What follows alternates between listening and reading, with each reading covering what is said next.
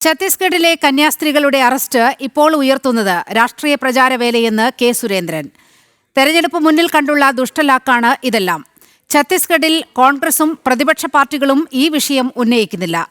2022 കേരളത്തിലെ പോലീസ് ഇതേ വിഷയത്തിൽ കേസെടുത്തിട്ടുണ്ട്. ഝാർഖണ്ഡിൽ നിന്നുമാണ് അന്ന് കന്യാസ്ത്രീകൾ മനുഷ്യക്കടത്തുമായി തൃശൂർ സ്റ്റേഷനിൽ ഇറങ്ങിയത്. അന്ന് കേരള പോലീസ് കേസെടുത്തപ്പോൾ ഇവിടെ ഒരു ബഹളവും ഉണ്ടായില്ലെന്നും കെ സുരേന്ദ്രൻ പ്രതികരിച്ചു.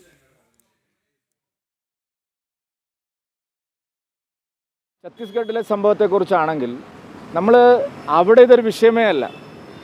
ഛത്തീസ്ഗഡിൽ കോൺഗ്രസോ പ്രതിപക്ഷ പാർട്ടികളോ ഇതൊരു ബഹളം വയ്ക്കുന്നേ ഇല്ല.